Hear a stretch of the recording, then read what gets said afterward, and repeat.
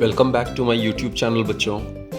आप लोग कैसे हैं? I am very very sure आप लोग खूब ढंग से पढ़ाई कर रहे होंगे और अपने फोर्थ कमिंग एग्जाम्स के लिए बहुत बहुत ज़्यादा डेडिकेशन और सिंसियरिटी के साथ प्रिपेयर कर रहे होंगे। तो बच्चों, वन शॉट रिवीजन सीरीज में आज हम चैप्टर 10 स्टार्ट करने वाले हैं, जो कि वेव ऑप्टिक्स है, राइट। तो इसको स्टार्ट करने से पहले हमें एक टर्म हमें पता होना चाहिए, जो कि वेव फ्रंट है। सारा का सारा चैप्टर जो है वो वेव फ्रंट पे ही बेस्ड है। अब वेव फ्रंट होता क्या है, उसके लिए हमें एक टर्म पता होना चाहिए, लोकस। लोकस बच्चों होता है set of particular points which satisfy a given particular condition. जैसे अगर आपसे कहा जाता है कि कोई पॉइंट है और वो लोकस क्या होगा, जो सारे पॉइंट्स का जो कि इसके इक्विडिस्टेंट होगा गिवन पॉइंट के, so that will be a circle. क्योंकि सर्कल के सर्कमफ्रेंस में जितने भी पॉइंट्स होगा they will be equidistant from the centre of the circle, right. So set of those points, that is what we call as locus. अब wavefront क्या होता है? सेट ऑफ पॉइंट्स होता है, यानी कि इसको हम लोकस कह सकते हैं। तो ये लोकस ऑफ पॉइंट्स है जो कि एक ही फेज में ऑसिलेट करता है। फेज का मतलब होता है स्टेट ऑफ वाइब्रेशन। तो locus of points which oscillate in phase is called a wave front. जैसे बच्चों, कोई भी अगर हम पॉइंट सोर्स मान लेते हैं और मीडियम अगर होमोजीनियस है, तो वो पॉइंट सोर्स पूरे स्पेस में हर डायरेक्शन में डिस्टर्बेंस को एमिट करेगा। और मीडियम होमोजीनियस होने की वजह से वो disturbance equal distance equal intervals में कवर करेगा, राइट। तो जो भी वो पार्टिकल्स ऑफ द मीडियम होगा, उस पॉइंट जहां पे वो ओरिजिनेट कर रहा है डिस्टर्बेंस, वहां से जो भी पॉइंट्स इक्विडिस्टेंट होगा वहां पे वो डिस्टर्बेंस एक ही समय पे पहुंचेगा। So all those points lying, or all those particles of the medium lying equidistant from the origin of the source, will start receiving disturbance in the same phase, and thus they will start oscillating in the same phase. So locus of all those points is what we call as wave front, right? बच्चों, wave front को समझने के लिए हम यहाँ पे consider करते हैं ये पूल ऑफ वाटर है, जो कि रेस्ट में इट्स अ काम पूल ऑफ वाटर, राइट। और यहाँ पे हम एक छोटा सा पत्थर यहाँ पे ड्रॉप करते हैं। मान लेते हैं पॉइंट ओ में एक छोटा सा पत्थर हम ड्रॉप करते हैं, तो क्या होगा? वेव्स जो होगा वो प्रोड्यूस होगा, वाटर रिपल्स प्रोड्यूस होगा, और वेव जो होगा इस पॉइंट से वो स्प्रेड आउट करेगा हर एक डायरेक्शन में। इस तरीके से इसको स्प्रेड आउट करते हुए हम शो कर सकते हैं, like this. This will be the direction of spread out, right. Wave इस डायरेक्शन में जाएगा। तो ये वेव्स की डायरेक्शन, जो रिपल प्रोड्यूस हुआ है, तो ये इस डायरेक्शन में जाएगा, लाइक दिस। तो बेसिकली कॉन्सेंट्रिक सर्कल्स के फॉर्म में वेव्स जो होगा क्रेस्ट और ट्रफ के फॉर्म में प्रोपोगेट करेगा from the point of origin of the disturbance, right. इस पॉइंट पे वो जो पत्थर है उसको हमने यहाँ पे स्ट्राइक करवाया, तो यहाँ से वेव्स प्रोड्यूस हुआ। This is the source of the disturbance. So disturbances are going in all the direction through the water surface. किसी भी इंस्टेंट में बच्चों, अगर हम उस सरफेस का अगर फोटोग्राफ लेते हैं, तो it would show circular rings. ये मैंने सर्कुलर रिंग्स बनाया हुआ है, on which the disturbance is maximum. ये सारे जो सर्कुलर रिंग्स हैं यहाँ पे डिस्टर्बेंस मैक्सिमम है। यानी कि अब जरा समझो, ये एक यहाँ पे हर पॉइंट पे डिस्टर्बेंस मैक्सिमम है। या आप ये ऐसे कह सकते हो कि every point on this circumference of this circle will receive the disturbance from point to at the same instant. So all those particles lying on the surface on this circle will start receiving the disturbance at the same instant time, and they will start vibrating in the same phase. Phase का मतलब होता है state of vibration. तो उसी तरीके से ये दूसरा सर्कल आप देख लो, ये भी इक्विडिस्टेंट है, सोर्स ऑफ डिस्टर्बेंस है या point of origin of disturbance है। तो इस सर्कल के सर्कमफ्रेंस में जितने भी वाटर मॉलिक्यूल्स होंगे, वो एक ही इंस्टेंट में पॉइंट ओ से डिस्टर्बेंस रिसीव करेगा। तो ये सारे के सारे पार्टिकल्स जो इसके सर्कमफ्रेंस में लाई कर रहा है, they will start vibrating in the same phase. तो इन्हीं का जो सेट ऑफ पॉइंट्स है, या locus of all those points which are oscillating in the same phase, उसी को हम वेव फ्रंट कहेंगे। ये बच्चों, ये तीसरा वेव फ्रंट मैंने बनाया हुआ है। तो wave front actually is a surface of constant phase. तो वो सरफेस जिसमें पार्टिकल्स जो भी मीडियम के हैं वो कांस्टेंट फेज में ऑसिलेट कर रहा है, तो उसको हम वेव फ्रंट कह सकते हैं, राइट। और ध्यान देने वाली बात यह है कि एनर्जी जिस डायरेक्शन में प्रोपोगेट करता है, एनर्जी मतलब वेव जिस डायरेक्शन में प्रोपोगेट करता है, वो हमेशा वेव फ्रंट के 90 डिग्री होगा. Always it will B 90 degree like this. Right. So this is the point to be noted down. तो बच्चे इस केस में अगर ये सोर्स किसी प्लेन में लाई कर रहा है तो ये क्या हो जाएगा, सर्कुलर वेव फ्रंट हो जाएगा. और यही अगर पॉइंट सोर्स अगर स्पेस में है तो उस केस में nature of the wave front क्या हो जाएगा, स्फेरिकल हो जाएगा, वो 3D में आ जाएगा. राइट. डिस्कस करते हैं टाइप्स ऑफ वेव फ्रंट. जैसे मैंने बताया, अगर ये पॉइंट सोर्स है, this is a point source. Right. And ये अगर प्लेन में है तो इस केस में जो nature of the wave front होगा that will be circular. Right. और अगर यही पॉइंट सोर्स अगर स्पेस में है तो nature of the wave front क्या हो जाएगा, स्फेरिकल. क्योंकि उस केस में ये आप एक इमेजिनरी स्फीयर लोगे जिसके सेंटर में आपने वो पॉइंट सोर्स को इमेजिन करना है. तो मीडियम होमोजीनियस होने की वजह से ये पॉइंट सोर्स हर एक डायरेक्शन में डिस्टर्बेंस को एमिट करेगा and all those disturbances will travel equal distances in equal intervals of time. तो बच्चा ये जो स्फीयर है, जो इमेजिनरी स्फीयर है, इसके सरफेस में जो भी पार्टिकल्स होगा they all will receive the disturbance from this source at the same instant of time.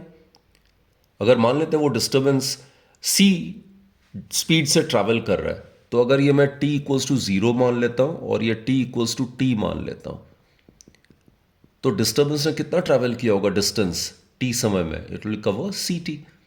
तो ct रेडियस का अगर मैं पॉइंट s को सेंटर मानते हुए अगर मैं स्फीयर ड्रॉ करता हूं तो उस स्फीयर में जितने भी particles of the medium exist करता है, लाई करता है, they all will receive the disturbance from this point source at the same instant of time and thus they will start vibrating in the same phase. तो इसी surface of constant phase को ही हम wave front कहेंगे.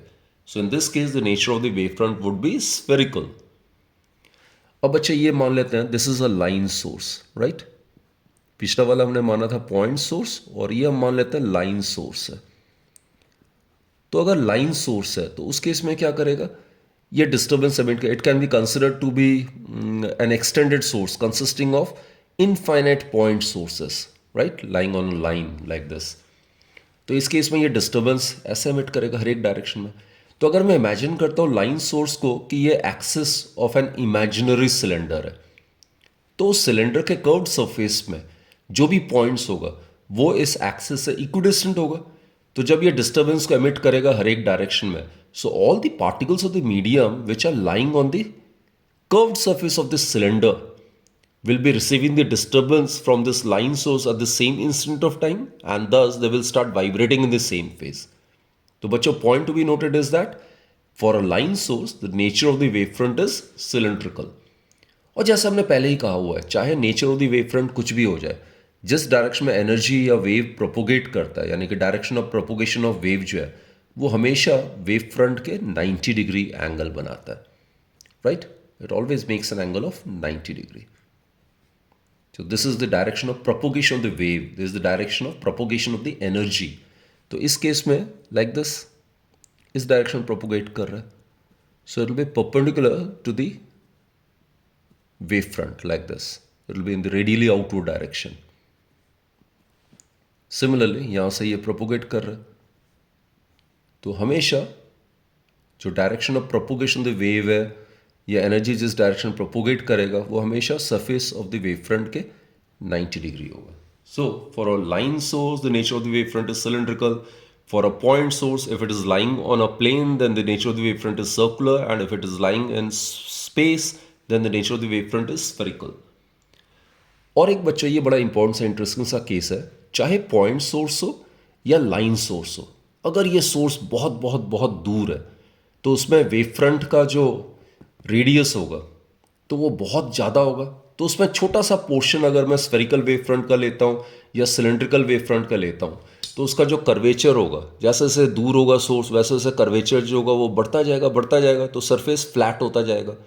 तो अगर source चाहे point हो या लीनियर हो, अगर बहुत बहुत बहुत दूर है तो उस केस में a small portion of the spherical और the cylindrical wave front is almost a plane. तो उस केस में nature of the wave front is planar. तो बच्चे प्लेनर वेव फ्रंट कब आएगा, कब कंसिडर करोगे आप, जब सोर्स चाहे वो पॉइंट हो या लीनियर हो when it is at a very very far away distance, then the nature of the wavefront is considered to be planar. तो अगेन ये 90 डिग्री का एंगल बनाएगा वेव फ्रंट के साथ, right? It will make an angle of 90 degree. बच्चों इन diagrams पे देखो, इनमें ऐसे सीबीएसई में क्वेश्चन आ सकता है कि प्रिज्म में अगर आप पैरेलल बीम ऑफ लाइट को इंसिडेंट कर रहे हो, तब जब रेज प्रिज्म से इमर्ज करेगा तो उसमें nature of the wave front क्या होगा, उस nature of the wave front के बारे में बताओ, या what is the type of the wave front associated with the emergent beam from the prism, right? तो एक तो ये चीज़ हो गया, ये इंसिडेंट बीम है, इंसिडेंट पैरेलल बीम है। तो पैरेलल अगर आएगा तो उसके परपेंडिकुलर एक प्लेन ही हो सकता है, तो ये वाला हो जाएगा incident planar wave front. So this will obviously be a planar wave front, right? ये तो हो गया आपका प्लेनर वेव फ्रंट। अब अच्छा आपको पता ही है प्रिज्म के केस में दो बारी रिफ्रैक्शन होगा, right? It will be like this and it will be like this, and then यहाँ पे एक और बार बेंडिंग होगा। Denser to rare it will bend away from the normal, और पैरेलल है तो इमर्जेंट बीम भी पैरेलल ही होगा आपस में, क्लियर? तो इस केस में ये इमर्जेंट बीम है, this the incident beam, this the refracted beam and this the emergent beam. तो इमर्जेंट बीम के केस में भी जो वेव फ्रंट होना चाहिए क्या होना चाहिए, प्लेनर ही होना चाहिए, पैरेलल बीम है। सो this is the wave front. इसको मैं थोड़ा सा डार्कन कर रहा हूँ, तो ये भी प्लेनर वेव फ्रंट ही होगा बच्चों। ये एंगल 90 डिग्री है, राइट? अभी मैंने बताया जो रे या जिस डायरेक्शन में वेव या एनर्जी या डिस्टर्बेंस प्रोपोगेट कर रहा है वो हमेशा वेव फ्रंट के परपेंडिकुलर होना चाहिए। तो अगर ये पैरेलल इमर्जेंट बीम है तो nature of the wave front must B also planar. तो इस केस में जो बीम इमर्ज कर रहा है तो उससे एसोसिएटेड जो nature of the wave front है that would obviously be planar. अब बच्चे नेक्स्ट क्वेश्चन में अगेन एक पैरेलल बीम ऑफ लाइट को हम कन्वर्जिंग लेंस पे इंसिडेंट करते हैं। तो आपको पता ही है convex lens is known as a converging lens. So the rays after refraction will tend to converge at the focus, right? और ये पैरेलल इंसिडेंट बीम है, तो इससे एसोसिएटेड जो वेव फ्रंट का नेचर होगा वो भी क्या होगा, प्लेनर। हमेशा वेव फ्रंट जो है वो डायरेक्शन ऑफ प्रोपोगेशन वेव के 90 डिग्री होना चाहिए। तो बच्चे रे डायग्राम बना लेते हैं हम। जो ऑप्टिकल सेंटर से जा रहा होगा दैट विल रिमेन अनडिविएटेड, और बाकी जो रेज है parallel to the principal axis after refraction it will tend to get converge at the focus. तो ये ऑलरेडी हमें पता है, कॉनकेव लेंस डाइवर्जिंग होता है, कॉन्वेक्स लेंस कन्वर्जिंग होता है, ये फोकस हो जाएगा। तो अगर आपसे कहा जाता है कि आप जो रेज जो रिफ्रैक्ट होने के बाद, कॉन्वेक्स लेंस से रेज रिफ्रैक्ट होने के बाद nature of the wave front क्या होगा, तो एफ को सेंटर मानते हुए और एक पर्टिकुलर रेडियस का अपने एक आर्क बना देना, एक सर्कल बना देना like this. This will act as a spherical wave front. अब देखो जरा, ये सेंटर है, सेंटर से कोई भी सरफेस पे अगर मैं लाइन ड्रॉ करता हूं तो ये क्या होगा, परपेंडिकुलर होगा, इजंट इट?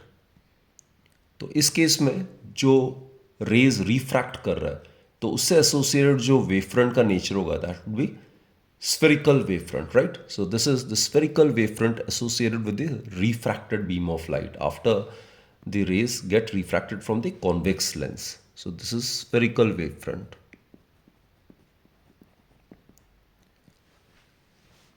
और इसका रेडियस कितना होगा? Its radius would be f, right? This consider to be a thin lens, तो जो भी डिस्टेंस पोल से है या ऑप्टिकल सेंटर से that can be consider to be same. तो कैपिटल लेटर एफ को सेंटर मानते हुए फोकल लेंथ रेडियस के इक्विवेलेंट अगर आप एक स्फीयर ड्रॉ करते हो that will act as the spherical wave front, right? Which will be associated with this refracted beam which are converging at this particular point. बच्चे अब तीसरा डायग्राम देख लेते हैं। ये कनकेव मिरर है। अब इसमें अगर डायग्राम ऐसे दिया हुआ है कि पैरेलल बीम ऑफ लाइट को हम इसमें इंसिडेंट करते हैं, तो अगेन ये जो इंसिडेंट बीम के साथ जो एसोसिएटेड है ये wave front that would be naturally planar. Again I am repeating, जो डायरेक्शन है प्रोपोगेशन ऑफ वेव का that is perpendicular to the wave front, right? अब बच्चे कनकेव मिरर का प्रॉपर्टी क्या होता है? जब पैरेलल बीम ऑफ लाइट को इंसिडेंट करता है then it tends to get converge again at the focus. तो ये मान लेते हैं फोकस, तो इस पे कन्वर्ज करेगा, और जो डायरेक्टली सेंटर ऑफ कर्वेचर से जा रहा होगा वो उसी पाथ को रिट्रेस करेगा, right, this is the pole and this will be the focus. तो ये कन्वर्ज करेगा, कॉनकेव मिरर को हम कन्वर्जिंग मिरर कहते हैं। और यहां से लेके यहां तक this is the focal length P और एफ के बीच में। Now what to do is F को सेंटर मानते हुए अगर आपने ऐसा वेव फ्रंट ड्रॉ करना है जो कि ये रिफ्लेक्टेड बीम के साथ एसोसिएटेड है, तो एफ को सेंटर मानते हुए और एफ पी यानी कि small F focal length of the concave mirror radius उसको एज्यूम करके आपने एफ को सेंटर मानते हुए एक स्फीयर ड्रॉ कर देना।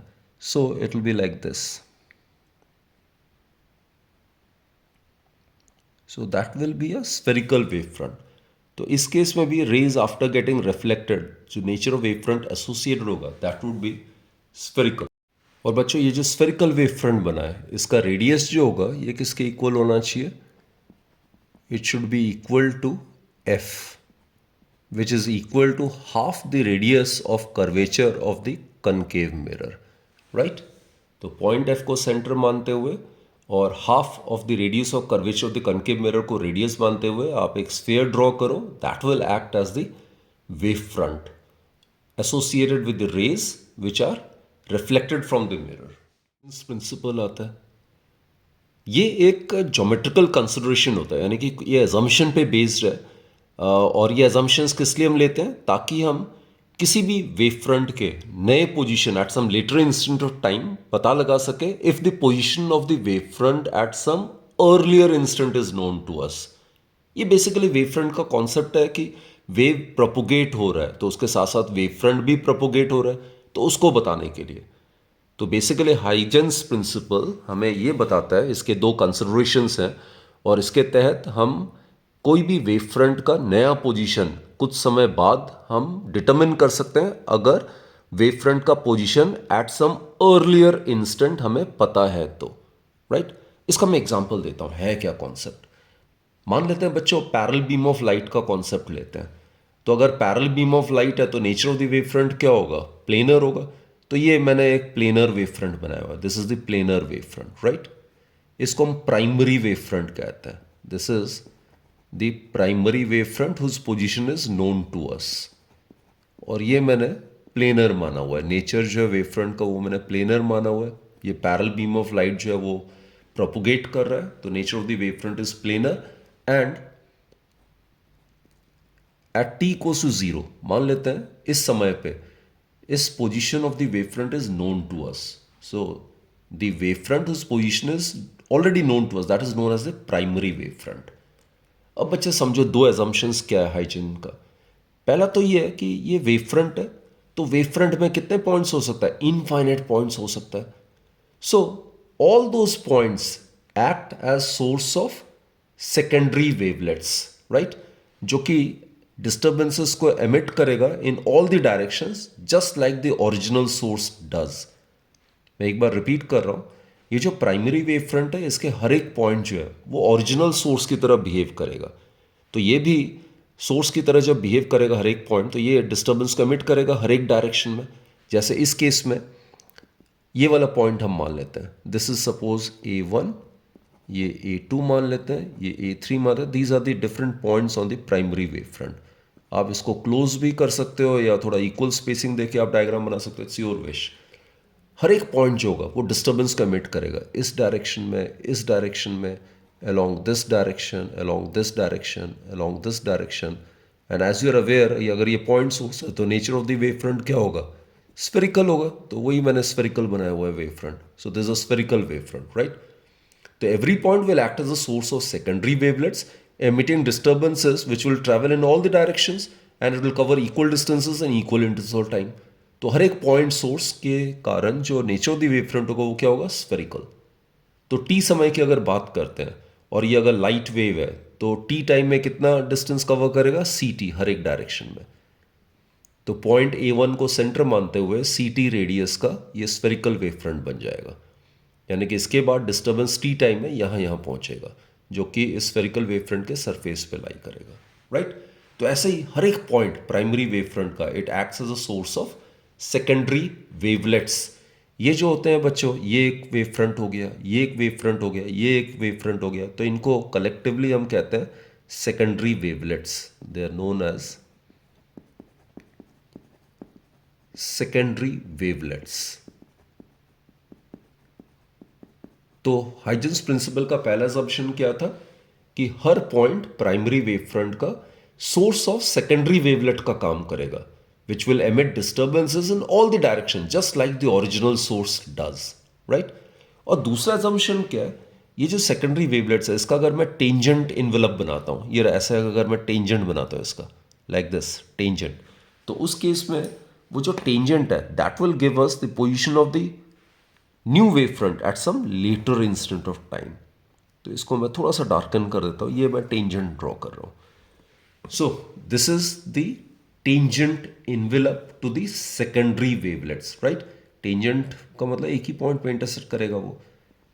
तो ये जो है, ये जो इसको हम कहते हैं forward secondary wave front, that will give you the position of the wave front at some later instant time, कब टी इक्वल्स टू टी। तो अगर ये बच्चों प्राइमरी वेव फ्रंट है टी इक्वल्स टू 0 पे, तो टी समय के बाद जो नया वेव फ्रंट होगा that will be this one. तो इसको हम सेकेंडरी वेव फ्रंट कहते हैं। This is known as the secondary wave front.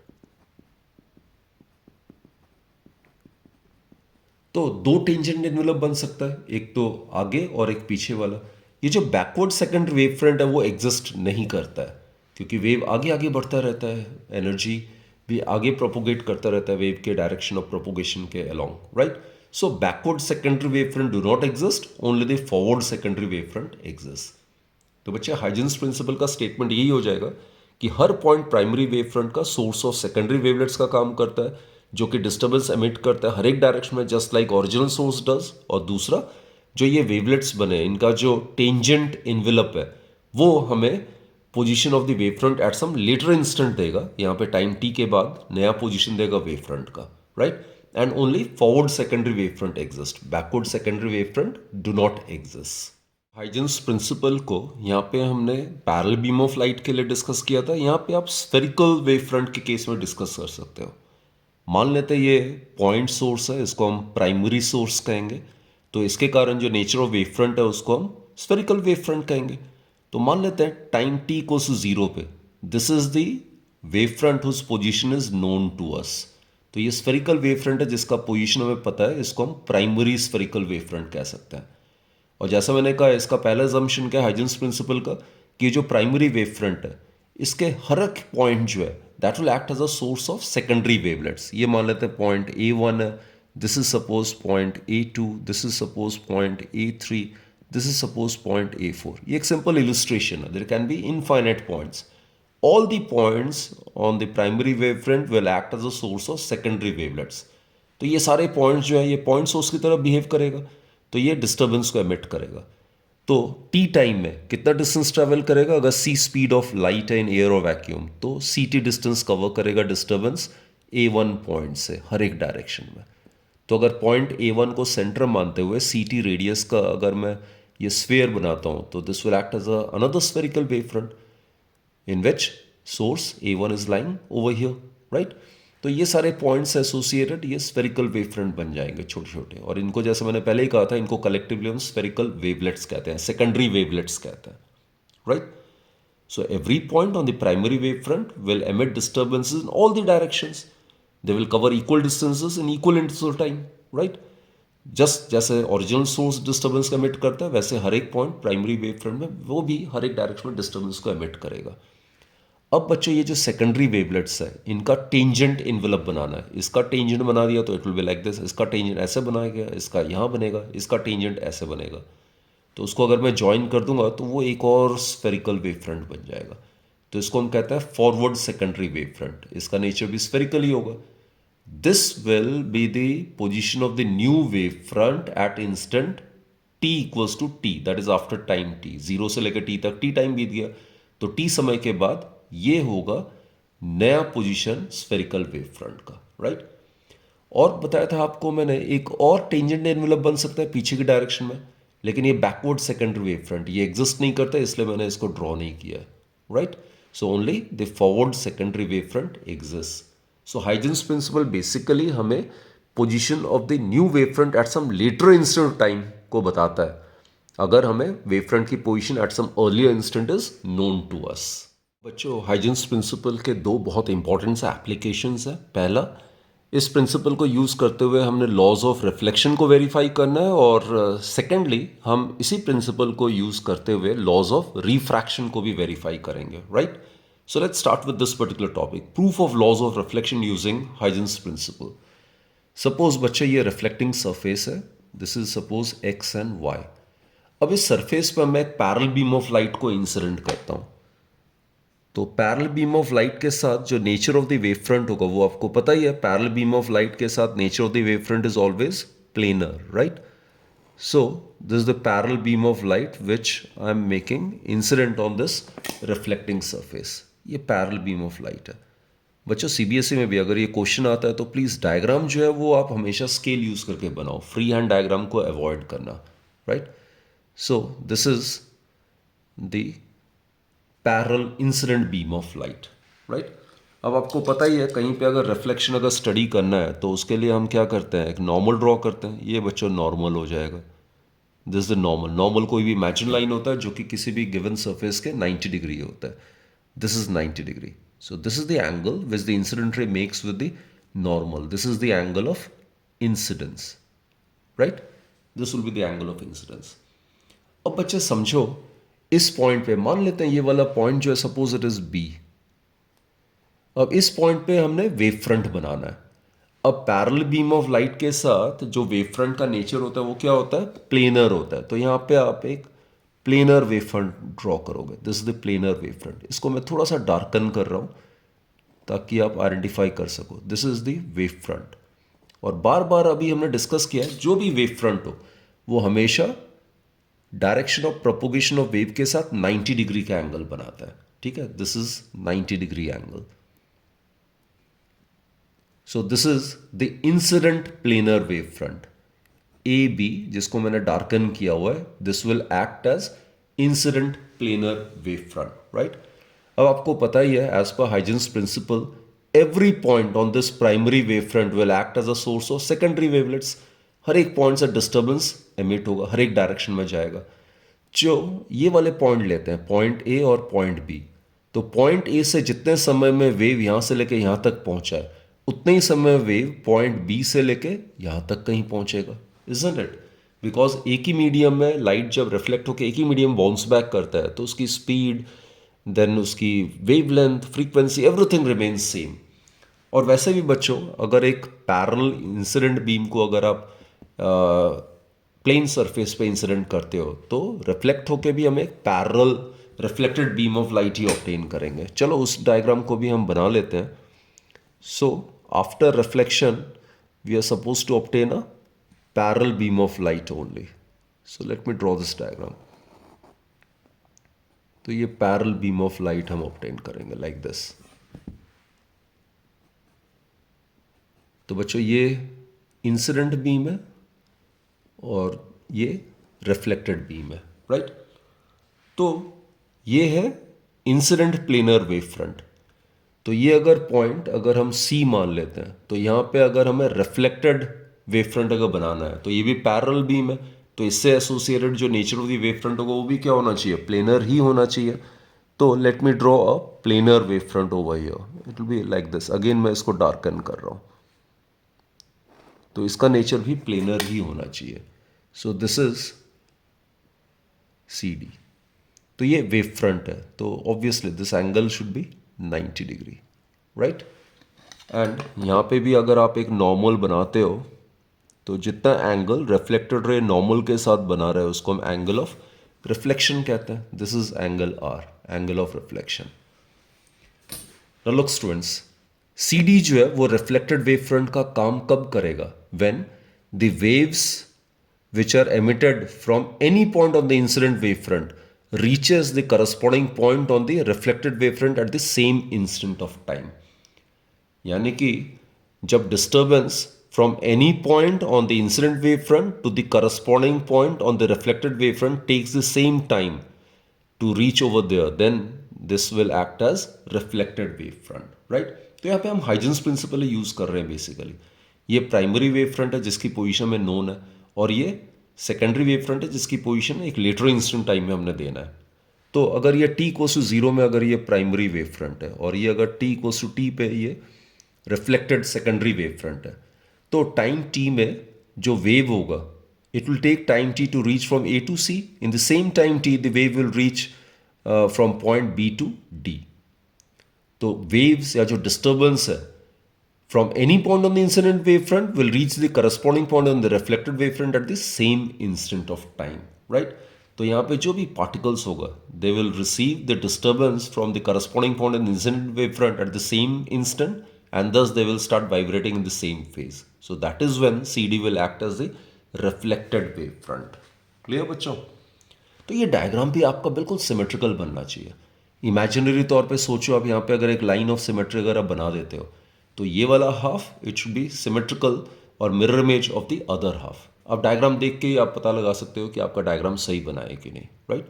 So this should be the diagram. अब इसको वेरीफाई करते हैं। हमने प्रूफ क्या करना है? Laws of reflection. इसके लिए क्या प्रूफ करना पड़ेगा? Angle of incidence is equal to angle of reflection. That is the prime thing which we need to prove. For that बच्चों ज़रा देखो, ये इंसिडेंट वेव है और ये वेव फ्रंट है, इनके बीच एंगल 90 डिग्री है, तो ये वाला एंगल 90 माइनस आई हो जाएगा, राइट? ये एंगल आई है तो ये बचा हुआ एंगल 90 माइनस आई होगा। अगेन ये नॉर्मल है इस इंटरफेस के, तो ये अगर 90 माइनस आई है तो ये वाला एंगल क्या होना चाहिए? आई हो जाना चाहिए। This is I, right? This is I. Similarly बच्चों ये आर है और ये एंगल 90 डिग्री है, तो ये एंगल कितना होगा? 90 माइनस आर, राइट? अगेन ये नॉर्मल है इस सरफेस के, तो अगर ये वाला एंगल 90 माइनस आर हुआ, this angle would be equal to R, right? अब इसको प्रूफ करने के लिए what to do is consider triangle. ये दो ट्राइंगल्स हम कंसिडर करते हैं और इनको हम कॉन्ग्रुएंट प्रूफ करने की कोशिश करते हैं। Consider triangle A B C, I am talking about this triangle A B C and triangle D B C, this triangle D B C. इन दोनों ट्राइंगल्स में बच्चे पहला एंगल जो बी ए सी है, look over here, B A C, it is 90 degree, right? And angle C D B ये भी 90 degree है, ईच इज 90 डिग्री। तो ये दोनों, इन दोनों ट्राइंगल्स में ये वाला एंगल्स तो इक्वल हो गया, राइट? दूसरा बच्चों बी सी जो है वो कॉमन है दोनों ट्राइंगल्स में। ये दो ट्राइंगल्स हम ले रहे हैं, ये दोनों राइट एंगल ट्राइंगल है, तो ये हाइपोटेन्यूज हो गया विच इज कॉमन, ये कॉमन साइड है। और तीसरा भी मैंने बताया, अगर ये रिफ्लेक्टेड वेव फ्रंट, ये इंसिडेंट वेव फ्रंट है, तो इसके हर एक पॉइंट से corresponding points on the reflected wave front तक वेव को जाने के लिए via reflection from this surface will take the same time, right? तो कहने का मतलब है ए सी जो होगा वो बी डी के इक्वल होगा। यहाँ से लेकर यहाँ तक वेव जितने टाइम में पहुँचेगा उतने टाइम में वेव यहाँ से लेकर यहाँ तक पहुँचेगा, और रिफ्लेक्शन में स्पीड सेम होगा। तो ये एयर अगर मान लेते हैं तो लाइट की स्पीड सी होगी, तो यहाँ से लेके यहाँ तक भी टाइम टी में सी टी डिस्टेंस कवर करेगा, और वेव यहाँ से लेके यहाँ तक पहुँचने के लिए भी इतना ही डिस्टेंस कवर करेगा। दैट इज ए सी जो है it is equal to B D, each is equal to c into t. C is the speed of the light in air और वैक्यूम, राइट? तो बच्चे ये दोनों ट्राइंगल्स हमने prove कर दिया कॉन्ग्रुएंट है। एक तो राइट एंगल है, एक हाइपोटेन्यूज इक्वल है और एक साइड इक्वल है। So we have prove that triangle A B C is congruent to triangle D B C. अगर दो ट्राइंगल्स कॉन्ग्रुएंट है तो उनके करस्पॉन्डिंग एंगल्स इक्वल होता है, तो ये वाला एंगल और ये वाला एंगल जो है वो करस्पॉन्डिंग एंगल है। So therefore angle I is equal to angle R. These are the two corresponding angles of these two congruent triangles. So they must be equal, right? So hence we have proved the first law of reflection, which states that the angle of incidence is equal to the angle of reflection, right? और दूसरा बच्चों, ये जो incident wave front है, ये reflected wave front है, right? और ये जो एक्स वाई है, ये एक ही प्लेन में लाई कर रहा है, तो इनके जो रेस्पेक्टिव परपेंडिकुलर्स होगा, इसका परपेंडिकुलर क्या होगा? इंसिडेंट रे, इसका परपेंडिकुलर क्या होगा? रिफ्लेक्टेड रे, और इसका परपेंडिकुलर क्या होगा? नॉर्मल। तो अगर ये तीनों एक प्लेन में लाई कर रहा है तो उनके जो रेस्पेक्टिव परपेंडिकुलर्स है वो भी एक ही प्लेन में लाई करना चाहिए. So it means that the incident ray, reflected ray and the normal to this xy, they must also lie on the same plane. इस तरीके से हाइजेंस प्रिंसिपल को यूज करते हुए हम लॉज ऑफ रिफ्लेक्शन को आराम से वेरीफाई कर सकते हैं, राइट. ये प्राइमरी प्लेनर वेव फ्रंट है, primary planar incident wave front है, और ये सेकेंडरी वेव फ्रंट है जो कि अगेन प्लेनर नेचर का है, राइट. तो इसमें पहला पॉइंट जो था हाइजेंस प्रिंसिपल का, प्राइमरी वेव फ्रंट के हर एक पॉइंट जो है वो सोर्स ऑफ सेकेंडरी वेवलेट्स का काम करेगा, emitting disturbances in all the direction just like the origin source does. इसको अगर एज अ सेंटर मानते हुए पॉइंट बी को और सी डी को रेडियस मानते हुए अगर मैं एक यहाँ पे अगर एक स्फेयर बनाने की कोशिश करता हूँ तो पॉइंट बी से जो भी डिस्टर्बेंस एमिट होगा वो टाइम टी के बाद इसी स्फेयर के सरफेस पे पहुँचेगा, राइट. तो ये हो गया आपका वेवलेट, सेकेंडरी वेवलेट, और इसका टेंजेंट अगर मैं ड्रॉ करता हूँ, that will give us the secondary wave front as पर द सेकेंड अजम्पशन. तो तभी पॉइंट बी से कोई भी डिस्टर्बेंस इस आर्क में या ये जो स्फेयर बना है इसके सरफेस पे कोई भी पॉइंट होगा वहाँ पे सेम टाइम पे ही पहुँचेगा, right. So same is the case in the secondary planar wave front.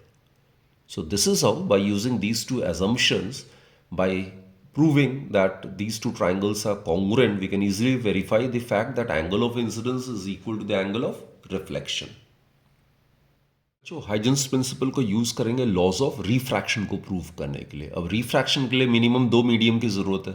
Air मान लेते हैं rare medium and glass is the denser medium, और म्यू मान लेते हैं absolute refractive index of glass है, राइट.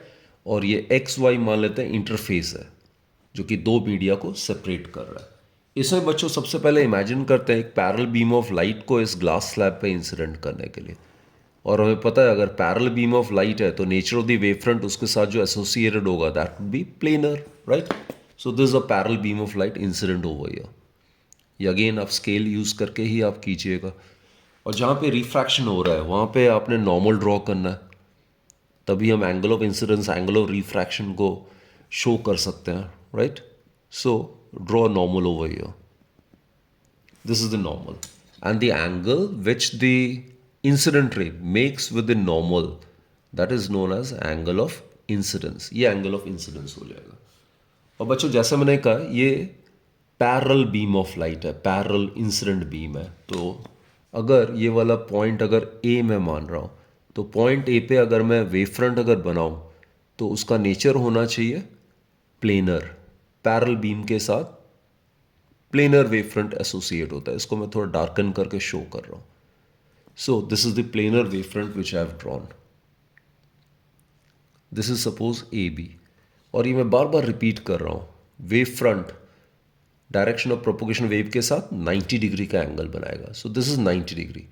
तो ये अगर 90 डिग्री है तो ये बचा हुआ एंगल कितना हो जाएगा? दिस बचा हुआ angle would B 90 minus I, right.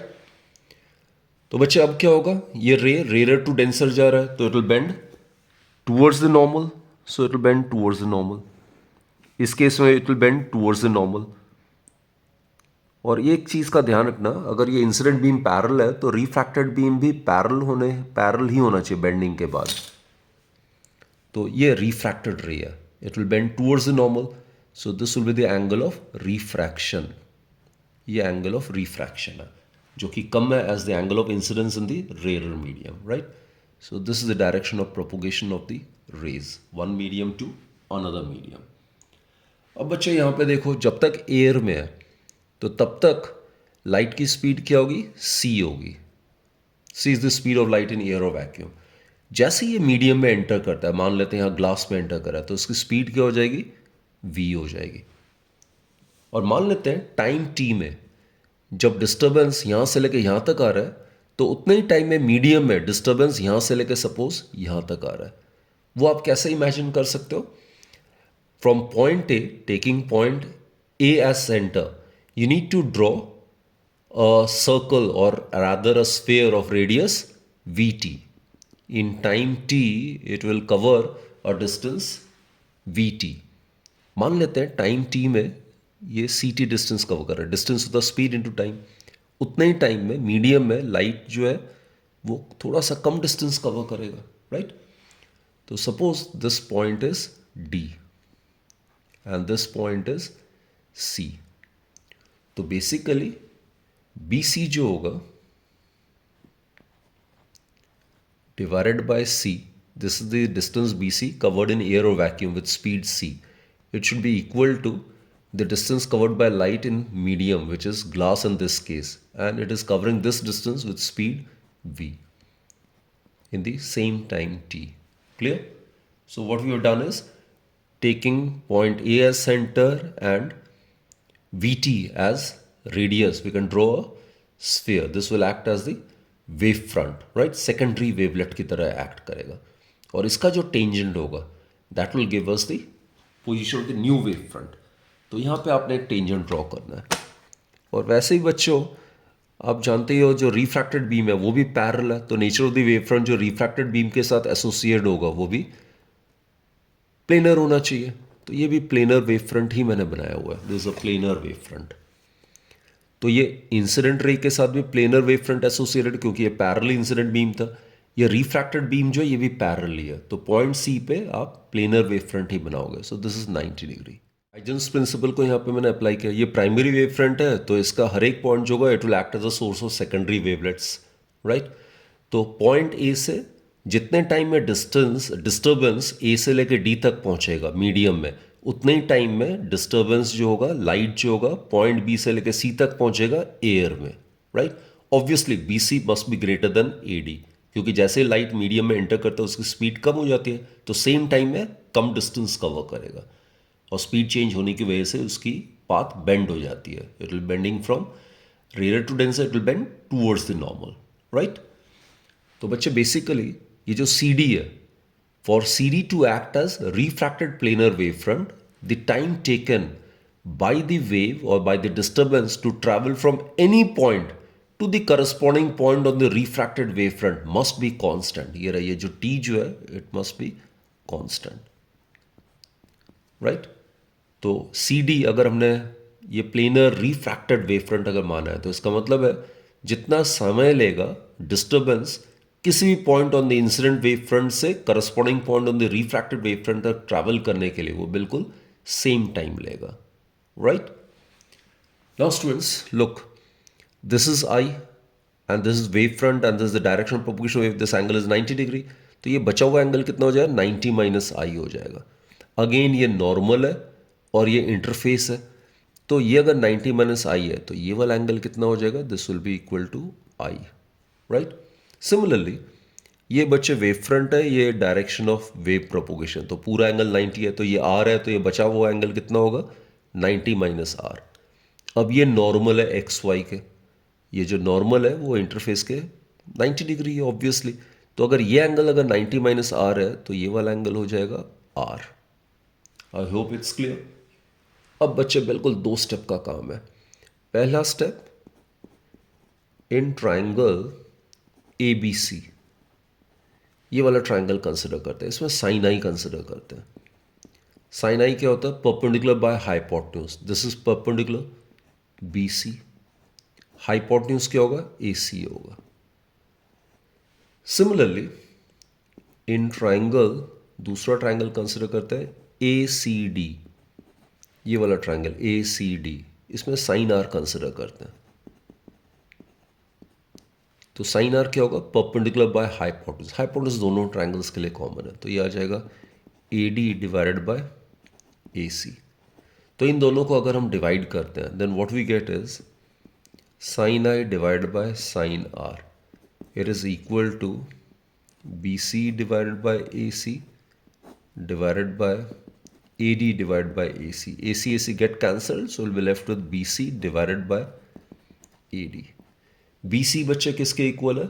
It is the distance covered by the light in air or in the rarer medium in time t. और इस मीडियम में, रेयर मीडियम में, एयर में हमने स्पीड ऑफ लाइट c माना है, तो distance हो जाए speed in time c into t. यहाँ से भी क्लियर है, BC equals to c into t. Similarly, AD is the distance covered by the light in glass in the same time t with speed v. So it will be AD would be v into t. So what we get is sine I divide by sine R is equal to C by we.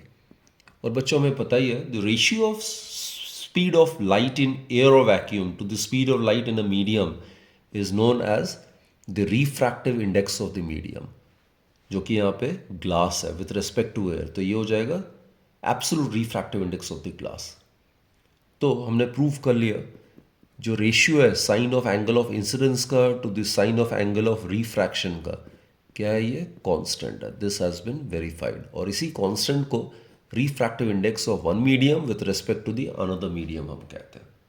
So this is how laws of refraction can be verified. दूसरा जो है बच्चा देखो, ये incident wave front, ये refracted wave front और ये जो इंटरफेस है एक्स वाई, ये एक ही प्लेन में लाई कर रहा है। तो इनको जो रिस्पेक्टिव परपेंडिकुलर्स है, इसका परपेंडिकुलर क्या होगा इंसिडेंट रे, इसका परपेंडिकुलर होगा रिफ्रैक्टेड रे, और ये जो एक्स वाई इंटरफेस है इसका परपेंडिकुलर नॉर्मल। तो इनके जो रिस्पेक्टिव परपेंडिकुलर्स है that is incident ray, refracted ray and the normal, they must also lie in the same plane. So इन्हीं दो स्टेटमेंट्स को कलेक्टिवली हम लॉज ऑफ रिफ्रैक्शन कहते हैं, which has been verified. Condition के लिए भी लॉज ऑफ रिफ्रैक्शन को वेरीफाई कर सकता है। यहाँ पे refraction at the rare medium, I mean यहाँ पे हम रे ऑफ लाइट को इमेजिन कर रहे हैं कि डेंसर टू रेयर मीडियम जा रहा है, राइट। सो ये एक पैरेलल बीम ऑफ लाइट है जो कि इंसिडेंट कर रहे हैं हम, जो कि डेंसर मीडियम में ट्रैवल कर रहा है, और फिर रिफ्रैक्ट होने के बाद ये रेयर मीडियम यानी कि एयर में जा रहा है। तो denser to rare it will bend away from the normal. तो बच्चा ये पैरेलल इंसिडेंट बीम है in the glass in the denser medium. तो पॉइंट ए पे अगेन जो नेचुरल वेव फ्रंट होगा वो प्लेनर वेव फ्रंट होगा, राइट। और ये जो एंगल है जितना इंसिडेंट रे नॉर्मल के साथ बना रहा है that is angle of incidence. Refracted I mean जो वेव फ्रंट है प्लेनर वेव फ्रंट है और ये जो इंसिडेंट रे इनके बीच में एंगल 90 डिग्री होना चाहिए। तो ये बचा हुआ एंगल 90 माइनस आई हो जाएगा, so this angle would be equal to I. Similarly ये अगर पैरेलल इंसिडेंट बीम है तो रिफ्रैक्ट के बाद भी वो पैरेलल रिफ्रैक्टेड बीम हम ऑब्टेन करेंगे एयर में, राइट। तो अगर ये नॉर्मल अगर ड्रॉ करते हैं तो ये रे जितने से रिफ्रैक्ट कर रहा है नॉर्मल के साथ जितना एंगल बना रहा है that is angle of refraction. Again ये अगर पैरेलल रिफ्रैक्टेड बीम है तो पॉइंट सी पे रिफ्रैक्टेड वेव फ्रंट जो होगा वो भी प्लेनर नेचर का होना चाहिए, और angle between wave front and the direction of propagation wave is 90 degree. तो ये आर है तो बचा हुआ एंगल 90 माइनस आर हो जाएगा, और ये नॉर्मल है इंटरफेस का तो ये वाला एंगल हो जाएगा आर। तो बच्चों इस केस में यहां से लेके यहां तक ये t इक्वल्स टू 0 है, राइट। ये है t इक्वल्स टू टी, यहां से लेके यहां तक कितना टाइम कितना डिस्टेंस कवर कर रहा है vt इन टाइम t। ये मीडियम है, मीडियम में लाइट की स्पीड v है, जबकि उतने ही समय में लाइट जो होगा एयर में ज़्यादा डिस्टेंस कवर करेगा तो लाइट में स्पीड होगी लाइट की c और सेम टाइम में t। So this is at t equals to 0 and this is at t equals to t। So from any point on the primary wave front, the light in reaching the corresponding point on the secondary wave front will take the same time, right? Again हम ये दोनों triangles ले सकते हैं, जैसे triangle ABC में, triangle ABC में आप sin I consider करो, ये आ जाएगा बच्चों sin I, it would be equal to perpendicular BC divided by hypotenuse that is AC। अब ट्राइंगल इसकी बात करते हैं, ये वाले ट्राइंगल की ACD की। तो यहाँ पे साइन आर अगर आप कंसिडर करते हो so it will be equal to perpendicular by hypotenuse that is AD divide by AC। जैसे पिछले केस में किया था, इन दोनों को अगर हम डिवाइड करते हैं so what we get is sine I divided by sine R, it will be equal to AC will get cancelled, will be left with BC divided by AD। BC किसके इक्वल है बच्चे, इस केस में VT के equal है, और AD किसके इक्वल है CT के इक्वल है। So it will be equal to V by C। तो sine I divided by sine R it is equal to क्या हो जाएगा V by C, it will be equal to reciprocal of the absolute refractive index of the glass, right. So which is again constant. तो बच्चे ratio of sine of angle of incidence to the sine of angle of refraction is always constant. और आपको पता ही है Snell's law apply करने का तरीका क्या है। जिस पॉइंट पे स्नेल्स लॉ अप्लाई कर रहे हो, ये भी आर ही आएगा, जिस पॉइंट पे स्नेल्स लॉ अप्लाई कर रहे हो तो क्या आता है, ratio of sine of angle of incidence to the sine of angle of refraction. जैसे पॉइंट ए में अगर आप स्नेल्स लॉ अप्लाई कर रहे हो तो क्या आना चाहिए, sine I divided by sine R. अब एंगल ऑफ रिफ्रैक्शन किस मीडियम में लाई कर रहा है, एयर में लाई कर रहा है, तो ये आएगा refractive index of air with respect to angle of incidence जिस मीडियम में लाई कर रहा है, it is glass. And as पर the principle of reversibility of light हमने डिस्कस किया था, ये किसके इक्वल होता है, it is equal to reciprocal of refractive index of glass with respect to air. और absolute refractive index of glass with respect to air को हमने म्यू से डिनोट किया। So this is what we are able to prove by using Huygens principle, right? So whether the refraction is taking place at the denser medium or at the rarer medium, the laws of refraction holds valid, and each of these two cases can be verified by making use of Huygens principle. तो बच्चों आज के session में हम इतना ही करेंगे, and next part में I mean wave optics के पार्ट 2 में we'll be discussing, or rather we will be recapitulating all the topics in interference and diffraction, right? So just wait for that part. I'll be uploading that video very shortly. Till then, do take very good care of yourself and don't forget to revise all the topics thoroughly, right? All the best for your forthcoming exams, bachcho. Thank you for watching.